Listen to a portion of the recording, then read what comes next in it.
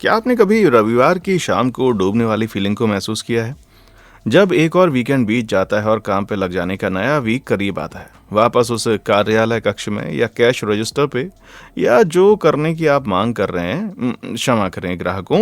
हालांकि ये सिर्फ सुनने में इतना बुरा नहीं लगता है, लेकिन यहाँ असल में कुछ ऐसी भयानक नौकरियां हैं जिनके सामने सबसे खराब कस्टमर सर्विस नौकरियां भी आसान लगती हैं। जी हाँ, मगरमच्छ स्टंटमैन से लेकर साहसी इलेक्ट्रिकल इंजीनियर्स तक हमारे साथ बने रहिए, क्योंकि आज हम दुनिया की सबसे खतरनाक और डरावनी नौकरियों की बात करने जा रहे हैं।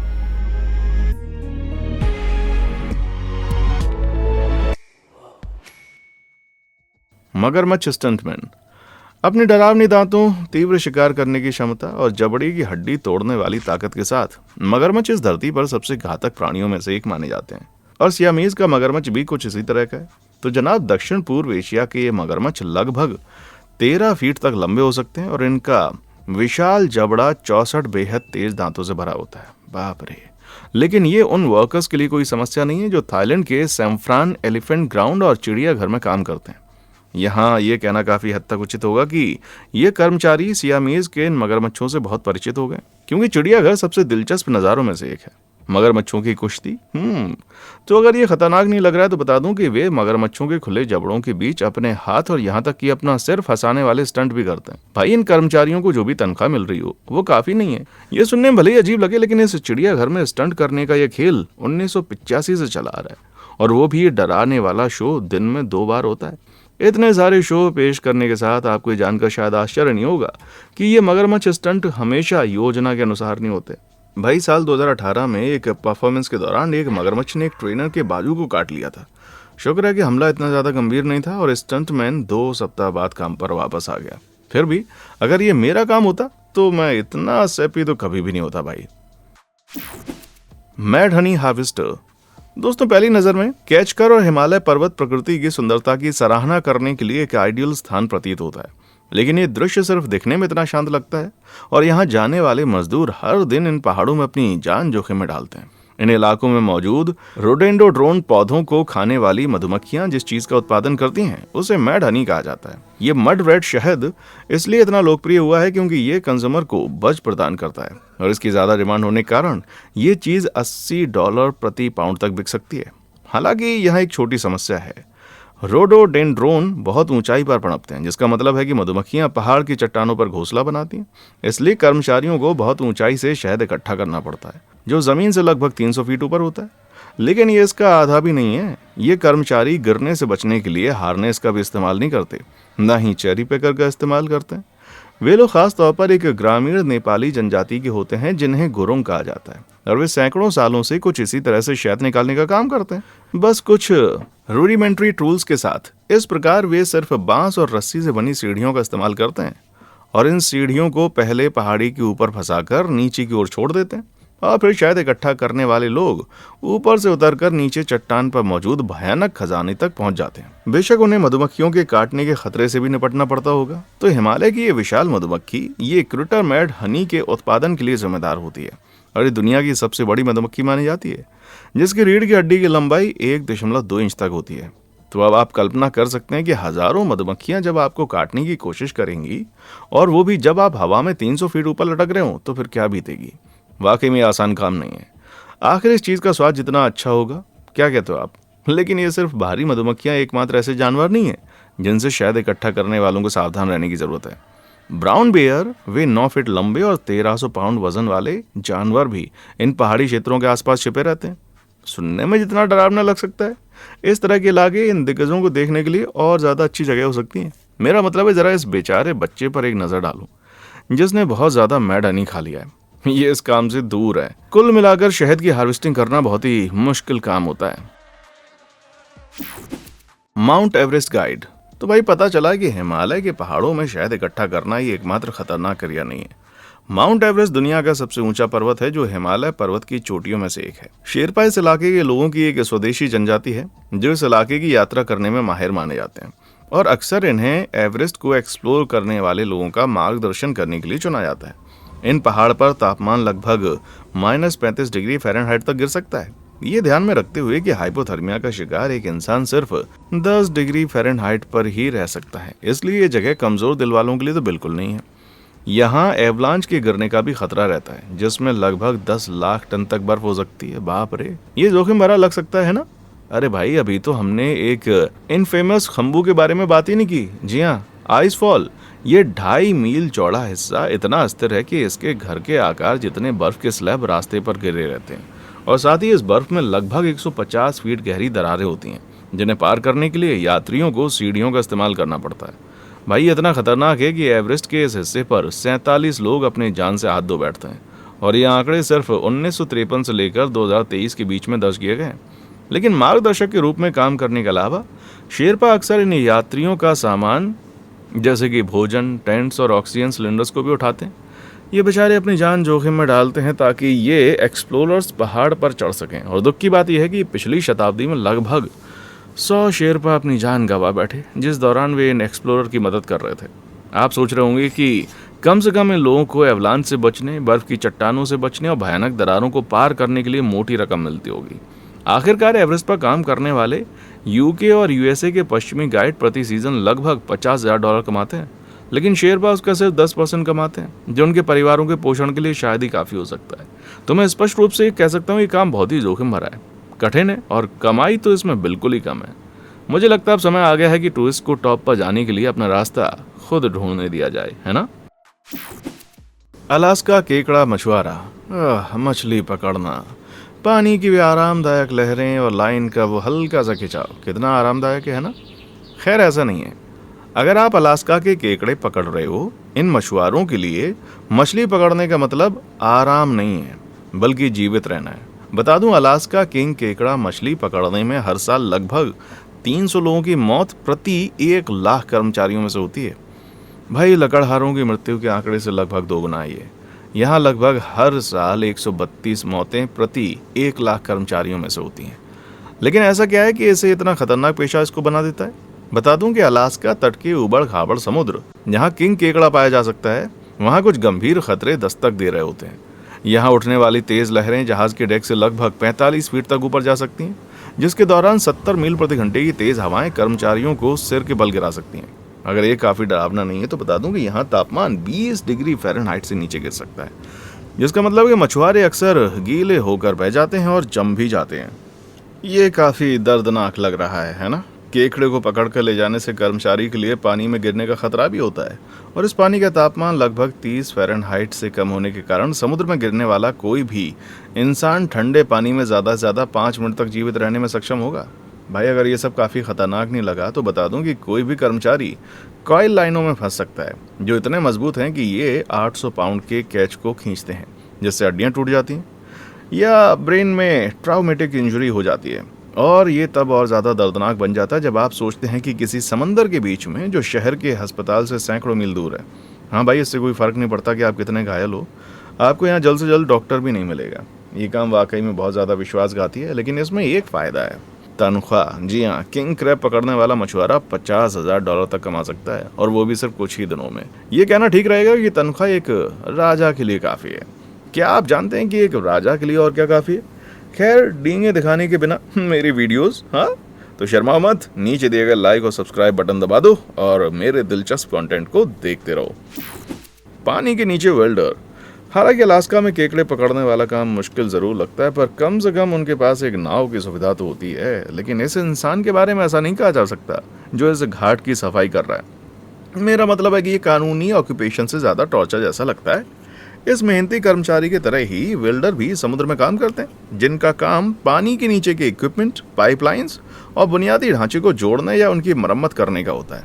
हालांकि ये लगभग 1300 फीट की गहराई तक जाते हैं, लेकिन इस गहरे और अंधेरे पानी में ये अंडर वाटर वेल्डर अकेले काम नहीं कर रहे होते।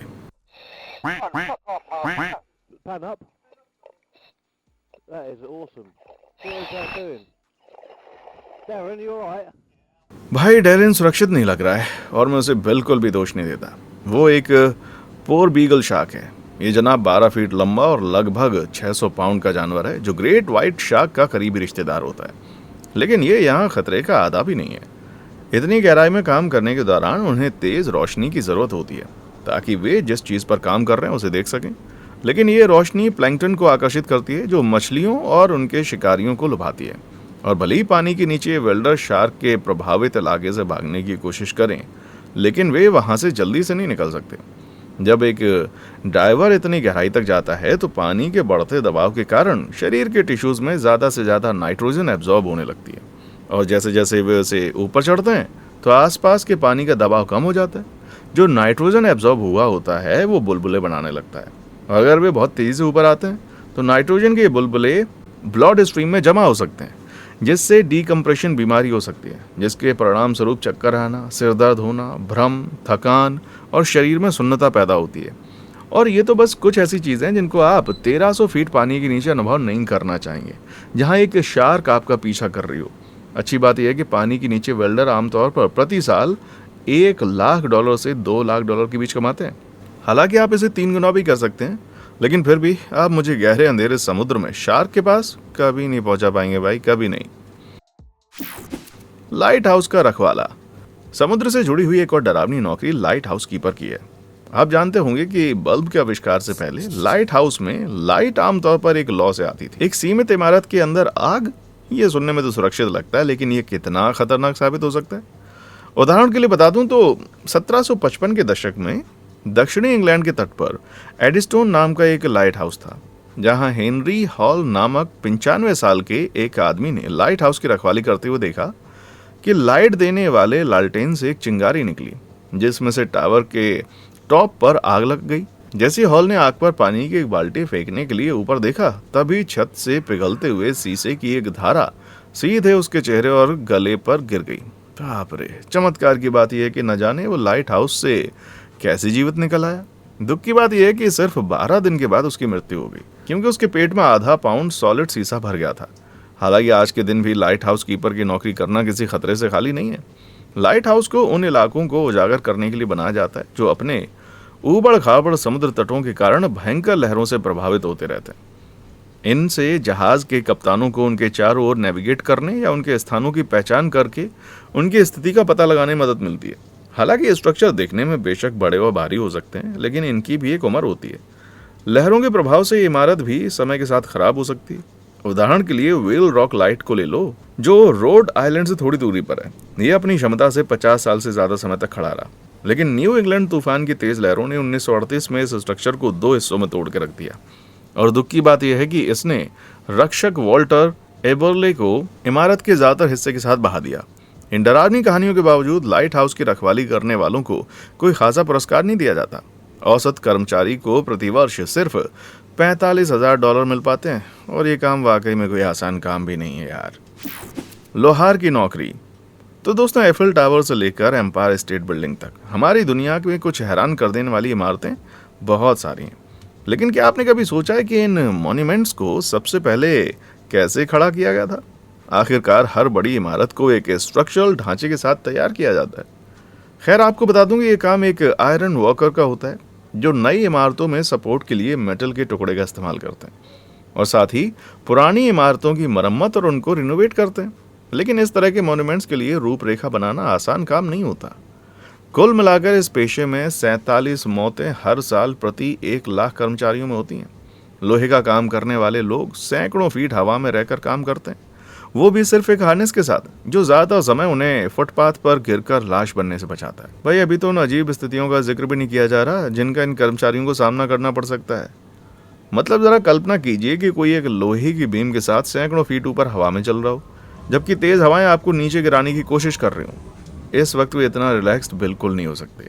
लेकिन ये सिर्फ एक खतरा नहीं है जिसका इन लोहे का काम करने वाले लोगों को ख्याल रखने की जरूरत है। यहाँ लटकी हुई विशाल लोहे की बीमों से टकराने का भी जोखिम है, जो उन्हें 9 to 5 हवा में सैकड़ों फीट की ऊंचाई पर किसी दुष्ट वाइप आउट कोर्स में बदल सकती है। तो अगली बार दोस्तों, जब आप एफिल टावर को देखने जाएं या एम्पायर स्टेट बिल्डिंग को देखकर आश्चर्यचकित हो जाएं, तो उन साहसी मजदूरों के बारे में एक बार जरूर ख्याल करना, जिन्होंने इन आश्चर्यजनक इमारतों को बनाने के लिए अपनी जान जोखिम में डाली थी। लकड़हारा। हम में से ज्यादातर लोगों के लिए जंगल में टहलना हमें आराम करने और प्रकृति के साथ रूबरू होने का मौका देता है। लेकिन इस अगले ऑक्यूपेशन के बारे में सुनने के बाद आपकी अगली वुडलैंड सैर शायद इतनी शांत नहीं हो सकती। जी हाँ, आपको बता दूं, इस काम में हर साल 42 लोगों की मौत प्रति 1 लाख में से होती है। इसलिए लकड़ी काटने का काम कमजोर दिल वालों के लिए नहीं है, और यह समझना मुश्किल नहीं है कि ऐसा क्यों होता है। हर दिन के काम में ये लोग चैनसो, चिपर्स, चॉपर्स का इस्तेमाल करते हैं। भाई ये वो इक्विपमेंट्स हैं जो किसी को भी एक पल में कीमा बना दें। लेकिन ये खतरनाक मशीनें एकमात्र खतरा नहीं होती जिनका वो सामना करते हैं। जी हाँ, लकड़हारों के लिए गिरने वाले पेड़ों के नीचे आकर कुचले जाने का भी जोखिम रहता है, क्योंकि उनका ज्यादातर काम उनको काटना ही तो होता है। और लकड़हारे जिस भी पेड़ को काटने का काम करते हैं उसका औसतन वजन लगभग 5 टन हो सकता है। और ये कोई ऐसी चीज नहीं है जिसे आप अपने ऊपर गिराना चाहेंगे। और हालांकि लकड़हारे किसी भी पेड़ के गिराने के लिए काटने की अलग तकनीक का इस्तेमाल करते हैं, लेकिन वे हमेशा अनुमान नहीं लगा सकते कि ये किस दिशा में गिरेगा।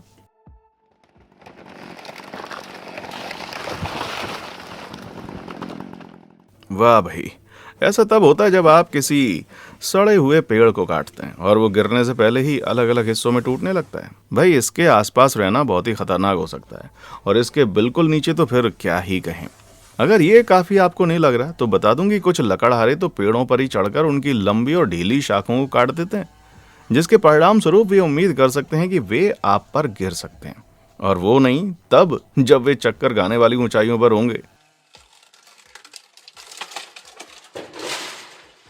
अगर आप उस क्लिप को दोबारा चलाते हैं तो आप उनकी निराशा सुन सकते हैं, क्योंकि वो पेड़ नीचे बगीचे की बाढ़ को तो तबाह कर ही देता है, क्योंकि जैसा इस लकड़हारे ने सोचा था ये उस दिशा में नहीं गिरा। खैर ये कितना खतरनाक है ये देखते हुए आपको क्या लगता है कि इन लोगों को कितना पैसा मिलता होगा? $1,00,000, $2,00,000? ये हैरान कर देने वाला है। लेकिन बता दूं, लकड़हारे को प्रतिवर्ष सिर्फ $50,000 तक मिलता है। भाई ये कहना उचित होगा कि उस कीमत पर तो मैं ऐसा काम बिल्कुल नहीं करूंगा। धुएं में कूदने वाला। तो दोस्तों नाम से पता चल जाता है कि फायर फाइटर एक ऐसा जोखिम भरा काम है। मतलब जलती हुई इमारत से जूझना या कहीं भी आग में घुस जाना सुरक्षित नहीं लगता, फिर चाहे आप इसे कैसे भी देख लें। खैर ये सुनने में भले डरावना लग रहा हो, लेकिन क्या होगा अगर मैं आपसे कहूं कि ये स्मोक जंपर की नौकरी की तुलना में कुछ भी नहीं है। अगर आप नहीं जानते तो बता दूं कि स्मोक जंपर्स असल में वो फाइटर्स होते हैं जो हवाई जहाज से बाहर कूदते हैं। जी हाँ, जबकि कई लोगों के लिए स्काई डाइविंग उनका सबसे बड़ा डर होता है, लेकिन स्मोक जंपर्स के लिए ये हर दिन काम का है। मुझे समझाने दो। स्मोक जंपर खास तौर पर ट्रेन किए गए वाइल्ड लैंड फायर फाइटर्स होते हैं, और इनका काम दूर दराज के जंगली इलाकों में लगी आग को बुझाना होता है, जहां सड़कें और रेल नहीं पहुंच सकती। इन्हें विमान द्वारा जंगल की आग के ऊपर ले जाते हुए, जिसके बाद पैराशूट के साथ बाहर कूदा दिया जाता है और धरती पर नर्क जैसी दिखने वाली जगह पर ही उतरते हैं। जब ये स्मोक जंपर्स उतरते हैं तो फायर फाइटिंग सप्लाईज को भी पैराशूट से नीचे उतारा जाता है ताकि वे आग के साथ निपट सकें। लेकिन दोस्तों, क्या कोई वाकई में आग को रोक सकता है, वो भी फायर हाइड्रेंट या फायर ट्रक की सहायता के बिना? खैर ये स्मोक जंपर्स इसके लिए फायर ब्रेक पैदा करते हैं। ये एक ऐसा जोन है जो आग के फ्यूल सोर्स को बाधित करता है, और वे एक ऐसी तेजी से पेड़ों को काट कर उस दिशा में खाइयां खोद देते हैं जिस दिशा में आग जा रही होती है। इतना जोखिम भरा काम और हाई स्किल वाली नौकरी का होने का कारण वर्तमान में लगभग सिर्फ 400 स्मोक जंपर्स ही हैं, और आज के दिन वे अमेरिकी सरकार के लिए काम करते हैं। आप कल्पना कर सकते हैं इन चुने हुए कुछ लोगों को बहुत ही अच्छी तरह से मुआवजा दिया जाता होगा, लेकिन इन लोगों को आमतौर पर सिर्फ 50,000 प्रति आग के मौसम के लिए दिया जाता है। भाई तुम्हें लगता होगा कि भीषण जंगल की आग से निपटने के लिए उन्हें काफी उदारता से पुरस्कृत भी किया जाता होगा, है ना? Bridge builders. तो दोस्तों, चाहे वो सैन फ्रांसिस्को का गोल्डन ग्रेट ब्रिज हो या लंदन का टावर ब्रिज हो, ये दुनिया दांतों तले उंगली दबाने वाली क्रॉसिंगों से भरी पड़ी है। इस तरह की क्रेजी कंस्ट्रक्शन का निर्माण करने वाले और कोई नहीं बल्कि ब्रिज बिल्डर हैं, जो अपनी जान जोखिम में डालते हैं ताकि आप सुरक्षित रूप से इसके ऊपर चलकर दूसरी तरफ जा सकें। अब चीन में एजहाई ब्रिज का उदाहरण ले लीजिए। इस विशाल पुल की लंबाई लगभग 400 फीट तक है, लेकिन इस सुपर स्ट्रक्चर के बारे में हैरान कर देने वाली बात इसकी लंबाई नहीं है, बल्कि इस विशाल पुल की ऊंचाई 1102 फीट तक है। जिसका मतलब है कि जब इस पुल को बनाया जा रहा था तो इसे बनाने वाले वर्कर्स इतनी ऊंचाई पर काम कर रहे थे जाकर, जो एफएल टावर के टॉप से भी ज्यादा थी। तो जैसा कि अब आप कल्पना कर सकते हैं, पुल का निर्माण करते वक्त जो असली जोखिम भरा काम था वो गिरना था। मतलब एक गलत कदम के बाद आप 10 सेकंड के लिए हवा में रहेंगे और फिर शहर में पैनकेक बन जाएंगे। समझ रहे हो ना मेरी बात? हालांकि ये वर्कर्स आमतौर पर हार्नेस से बंधे रहते थे ताकि वे दुर्घटनाग्रस्त होने से बच जाएं, लेकिन साइट पर ली गई तस्वीरों से पता चलता है कि एजहाई ब्रिज मामला हमेशा ऐसा नहीं होता था। पैसिफिक महासागर के पार आपको न्यूयॉर्क का ब्रुकलिन ब्रिज देखने को मिलेगा, जो दुनिया के सबसे प्रसिद्ध क्रॉसिंग्स में से एक है। लेकिन क्या आप इस जगह पर हुए भयावह मामलों का इतिहास के बारे में जानना चाहेंगे? अफसोस की बात है कि ये प्रोजेक्ट साल 1883 में पूरा हुआ था, जिसमें कम से कम 27 लोगों की जान चली गई। भाई कई सारे लोगों ने तो यहाँ काम करना ही छोड़ दिया जब पुल के टावरों के निर्माण के दौरान पत्थर के बड़े टुकड़े गिरने लगे, और कुछ लोग तो गलती से खुद टावरों से नीचे गिर गए। भाई अगर ये आपको काफी भयानक नहीं लग रहा तो बता दूं कि यहाँ वर्कर्स ने प्रतिदिन सिर्फ $2 के लिए अपनी जान जोखिम में डाली थी, जो आज के पैसे में $45 से भी कम है। सौभाग्य की बात है कि आजकल पुल का निर्माण करने वाले बिल्डर हर साल लगभग $60,000 कमाने में सक्षम है। फिर भी चाहे मैं कितना ही पैसा कमा लूं, लेकिन पुल निर्माण करने का काम मैं नहीं करूंगा भाई। Line worker. दोस्तों क्या कभी मेरे वाव फैक्ट्स वाली वीडियो को देखने के दौरान लाइट अचानक कभी बंद हुई है, टीवी स्क्रीन की तरह कट गया हो, ब्लैकआउट? ये काफी अनोइंग है ना। लेकिन अगर आपको लगता है कि ये अनोइंग सिर्फ आपके लिए है तो बिजली कटौती को ठीक करने वाले कर्मचारियों के बारे में सोचो। लाइन वर्कर बिजली को बहाल करने के लिए उच्च वोल्टेज बिजली लाइनों की मरम्मत कार्य के लिए जिम्मेदार होते हैं। शुरुआत के लिए बता दूं तो उन्हें यूटिलिटी पोल्स पर चढ़ने का काम सौंपा जाता है, जिससे ऊंचाई आसपास के इलाके के टेरेन और पहुंच के आधार पर हो जाती है। इन पोल्स पर मशीन से या सिर्फ हाथों की ताकत से चढ़ा जा सकता है। जरा इन थके हुए वर्कर्स को ले लें जो दक्षिण चीन के गुआंगडोंग इलाके में हैं। इन लोगों का काम बिजली की लाइन को रिपेयर करने का है, और इन पोल्स की ऊंचाई समुद्र तल से लगभग 3280 फीट थी। लेकिन इतनी ऊंचाई से गिरना ही एकमात्र चीज नहीं है जिससे इन लोगों को सावधान रहने की जरूरत है। आमतौर पर तूफान या जंगल की आग जैसे चरम मौसम में बिजली की लाइनों में खराबी आ जाती है। दुर्भाग्य से लाइन वर्कर्स के लिए इसका मतलब है उन्हें गिरते मलबे, फिसलन भरी सतहों और हवा के तेज झोंकों का सामना करना पड़ता है। भाई उस स्थिति में सैकड़ों या हजारों फीट ऊपर चढ़ना अगर काफी डरावना नहीं लगा तो बता दूं कि लाइन वर्कर्स के जीवन के लिए सबसे बड़ा खतरा ऊंचाई या परिस्थितियां नहीं है, बल्कि वे खुद इलेक्ट्रिकल लाइन है। बिजली की लाइनें जो डैमेज हैं या प्रॉपरली फिट नहीं की गई, वे बिजली से फैलने वाली आग या बिजली के झटके का कारण बन सकती हैं। और ये देखते हुए कि लाइन वर्कर आमतौर पर उस इलेक्ट्रिकल सिस्टम के साथ कैसा काम करते हैं जो कम से कम 11,000 वोल्ट की बिजली को कैरी करते हैं, तो ये आसान बात तो नहीं होगी। सिर्फ 2700 वोल्ट ही बहुत घातक होते हैं। कल्पना कीजिए कि आपके शरीर से गुजरने वाला 11,000 वोल्ट कितना नुकसान पहुंचा सकता है। इन सभी जोखिमों के साथ इसमें कोई आश्चर्य नहीं है कि हर साल 42 लोग प्रति 1 लाख में से अपनी जान से हाथ धो बैठते हैं, और हर साल 2400 लोग प्रति 1 लाख में से गंभीर चोटों से पीड़ित होते हैं। लेकिन इस काम में अच्छी बात यह है कि ये लोग हर साल औसतन $80,000 के करीब कमाते हैं। फिर भी लाइन वर्कर्स के लिए एकदम ये चौंका देने वाला काम जरूर होता है। मैनुअल मेहनती। क्या आपको कभी बाथरूम में वो दर्दनाक समस्या हुई है? सौभाग्य से फ्लश करने के साथ आप इस बात को भूल सकते हैं, लेकिन अगर आप एक सीवेज वर्कर हैं जिसे ये काम सौंपा गया है कि आपको मैनुअली सीवर को खोलना है, तो फिर मुश्किल है। भारत में मैनुअल स्कैवेंजर ब्लॉक सीवरों को साफ करते हैं, वो भी अपने नंगे हाथों से। ये काम ना सिर्फ इतना घिनौना है कि ये आपका मन खराब कर सकता है, बल्कि जानलेवा है। भारत में हर साल 100 से भी ज्यादा हाथ से मैल ढोने वाले लोग अपनी जान खो देते हैं। आप अनुमान लगा सकते हैं कि ये किसी रोग या बीमारी से हो सकता है? नहीं, 100 वो लोग हैं जो काम करने के दौरान सीवर और सेप्टिक टैंक के अंदर मर गए। निसंदेह ये बहुत ही घटिया काम है, लेकिन क्या ऐसी चीज है जो इस काम को इतना घातक बनाती है? खैर, हाथ से मैला ढोने वाले ये लोग सीवेज के मैन होल और सेप्टिक टैंक के अंदर चले जाते हैं, लेकिन अपने साथ किसी तरह की सुरक्षा नहीं रखते और अपने नंगे हाथों से पाइप को खोलते हैं। इससे बुरी बात यह कि उन्हें लगभग हर दिन अपने पूरे शरीर को इस गंदे सीवेज में डुबाना पड़ता है, जिसका मतलब है अक्सर ये सब उनके मुंह पर गिरता है। मुझे 1 मिनट का ब्रेक चाहिए यार। दुर्भाग्य से डूबना इन वर्कर्स के लिए एक और गंभीर समस्या है। यहाँ तक कि असली वजह है कि जिससे हाथ से मैल ढोने वाले मौत के सौदागर ये बन जाते हैं, और कई सारे तो इंसान इस मल में डूबकर मर जाते हैं, जो 20 फीट की गहराई तक हो सकता है। हैरानी की बात यह है कि इंसानों का मल ही एकमात्र ऐसी चीज नहीं है जिससे इन वर्कर्स को सामना करना पड़ता है, बल्कि अंधेरी सड़ी हुई जगह, भयानक मकड़ियों और यहाँ तक कि जहरीले सांपों का भी घर होती हैं, जैसे कि कोबरा। क्या आप कल्पना कर सकते हैं कि आप इंसानों के मल में डूब रहे हैं और जैसे तैसे करके अपना सर बाहर निकाल रहे हैं और आपके सामने एक कोबरा फुंकार रहा हो? हालांकि इस तरह के खौफनाक रेंगने वाले जीव इन अंडरग्राउंड सीवर में छिपकर एकमात्र खतरा नहीं बनते। सीवर गैस, मीथेन और सल्फर डाइऑक्साइड जैसी जहरीली गैसों का नेस्टी मिक्सचर इन सीवर में हवा को जहरीला बनाता है। हालांकि ये आपको सांप जितना डरावना नहीं लग सकता, लेकिन ये कहीं ज्यादा हानिकारक साबित हो सकता है, और बहुत सारे स्कैवेंजर तो बेहोशी की हालत में आ जाते हैं क्योंकि इन अंडरग्राउंड चैम्बर्स में ऑक्सीजन की कमी हो जाती है। और इससे बढ़कर बेकार बात यह है कि हाथ से मैला ढोने वाले ये वर्कर्स एक दिन में सिर्फ 12 सेंट ही कमा पाते हैं। भाई मैं ऑफिस की नौकरियों के बारे में फिर कभी कोई शिकायत तो बिल्कुल नहीं सुनना चाहूंगा। सल्फर खान।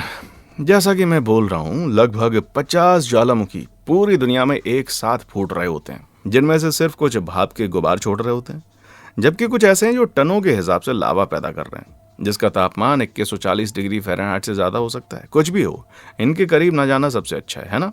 खैर, ये बात इंडोनेशिया में एजेन के इन खनिकों को बताने का प्रयास करें। इन लोगों का काम एजेन ज्वालामुखी के पास माइनिंग का है, अब सवाल यह कि ये लोग असल में माइनिंग किस चीज़ की कर रहे हैं, क्योंकि आखिरकार खनिक आमतौर पर किसी जगह खुदाई करते हैं जहां से कोयला या सोना जैसी कुछ चीज़ें निकालते हैं, लेकिन इसके बजाय ये कर्मचारी सल्फर के पीछे हैं। ये चीज़ लगभग हर सामान्य घरेलू वस्तु में इस्तेमाल की जाती है, जैसे कि माचिस से लेकर बैटरी तक। अक्सर ज्वालामुखी की चट्टान से पिघला हुआ मोल्टन सल्फर निकलता है जो वॉल्केनो के चारों तरफ से होता है, और ये लोग मेटल की पाइप का इस्तेमाल करके इस चीज़ को सतह पर ले आते हैं, जहाँ ये ठंडा होकर कठोर पीले सॉलिड बनाता है। इसके बाद वर्कर्स इस सल्फर को छोटे छोटे टुकड़ों में तोड़ देता है और फिर अपनी पीठ पर विकर की टोकरियों में ले जाते हैं। कुल मिलाकर वे ज्वालामुखी से अपनी पीठ पर लगभग 200 पाउंड सल्फर उठाते हैं, जो उनके अपने शरीर के वजन से बहुत ज़्यादा होता है। इस काम को और भी ज़्यादा मुश्किल बनाने के लिए आपको बता दूं, ऐसे इलाकों का तापमान लगभग 100 डिग्री फ़ारेनहाइट से ज़्यादा हो जाता है। भाई ये सबसे भीषण स्प्रेडशीट को भी आकर्षक बना देता है। लेकिन बता दूं, ये भारी बोझ और तेज़ गर्मी इन वर्कर्स के लिए ज़्यादा चिंता की बात नहीं है, बल्कि हवा में मौजूद सल्फर का धुआं इससे ज़्यादा खतरनाक होता है। इसमें ना सिर्फ सड़े हुए अंडे जैसी गंध आती है, बल्कि ये बहुत ज़्यादा चिड़चिड़ा होता है। दुर्भाग्य से बहुत सारे माइनर सुरक्षा इक्विपमेंट्स को नहीं खरीद पाते और कई सारे लोग अपने चेहरे पर सिर्फ एक कपड़ा लपेट कर अपनी सुरक्षा करते हैं, जिसके परिणाम स्वरूप कई माइनर्स फेरिंगिटिस से पीड़ित होते हैं, जो गले के पिछले हिस्से की सूजन को कहा जाता है। साथ ही सल्फर को छूने और ले जाने से उनके शरीर पर निशान पड़ जाते हैं। अफसोस की बात है कि काम की भयानक परिस्थितियों के कारण सल्फर का काम करने वाले कई सारे माइनर्स 50 साल की आयु को भी पार नहीं कर पाते। लेकिन ऐसे खतरनाक काम करने के बाद इनको इनाम क्या मिलता है? सिर्फ $15 प्रतिदिन। ये मेरी नज़र में कुछ भी नहीं है भाई। पिज्ज़ा डिलीवरी ड्राइवर, इससे बेहतर कुछ भी नहीं है।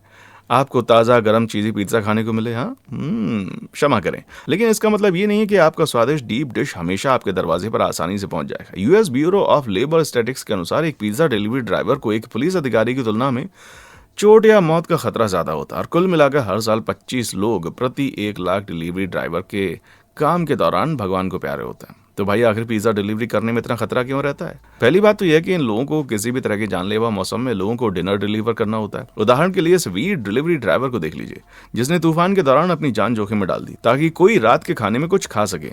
यहाँ तक कि अच्छी परिस्थितियों में भी ये लोग सुरक्षित नहीं होते। जरा इस पर एक नजर डालो।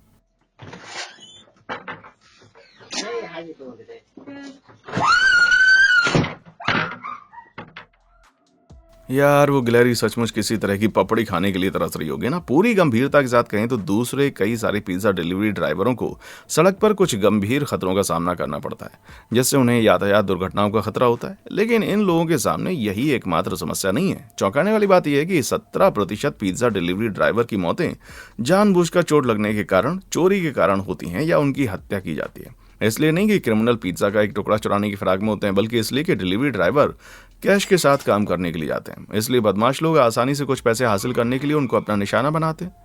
खैर, मैं विश्वास के साथ कह सकता हूँ कि मैं इस नौकरी में पिज्ज़ा तो नहीं चाहता।